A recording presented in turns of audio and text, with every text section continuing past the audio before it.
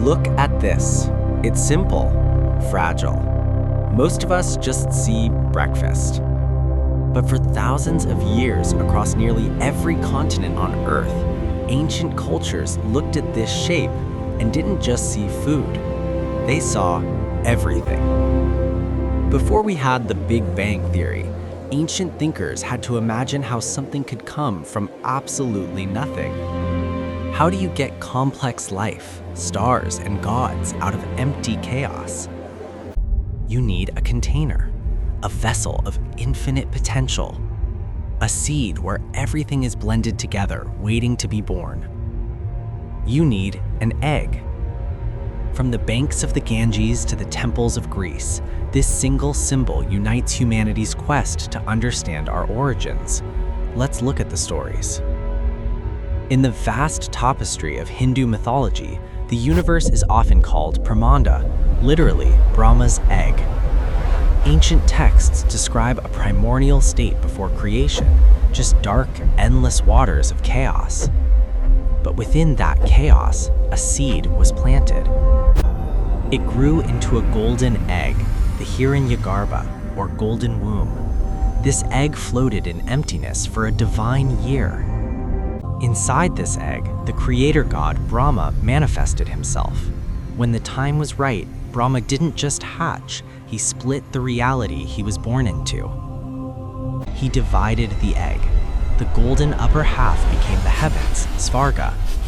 The lower half became the earth, Prithvi, and the space between them became the atmosphere. Crucially, in Hinduism, this isn't a one-time event. The universe is cyclical. It is created, destroyed, and then the golden egg appears again, restarting the cosmic dance. Now let's travel to ancient Greece. Not the mainstream Olympian myths you might know, but the mysterious Orphic tradition. Their story begins with Kronos, time itself, creating a silver egg in the divine ether. But what hatched from this wasn't a bird or a simple god. Out burst Phanes, the light bringer, a magnificent golden-winged primordial being who was the source of all light and life. In this myth, the cracking of the egg was the moment the universe woke up, the moment light pierced the primordial darkness, setting the stage for everything else to be created.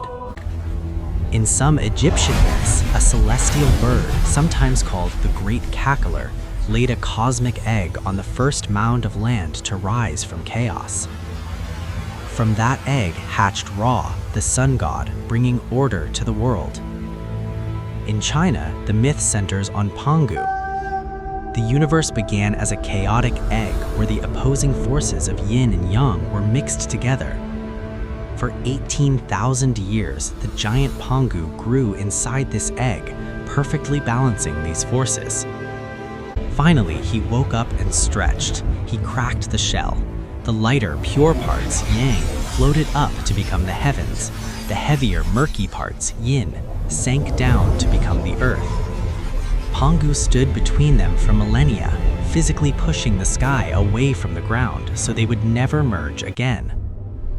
We find similar stories in the Finnish epic, the Kalevala, and among the Dogon people of West Africa. So why the egg? Why did cultures separated by thousands of miles and thousands of years land on the exact same metaphor? Because the egg is the ultimate symbol of potential. On the outside, it looks inert, dead almost, but inside it holds the miracle of life waiting to unfold. It was the best way ancient minds could articulate the concept of a singularity, a point where everything that ever will be is contained in one tiny, unified space before expanding into the magnificent, messy reality we live in today.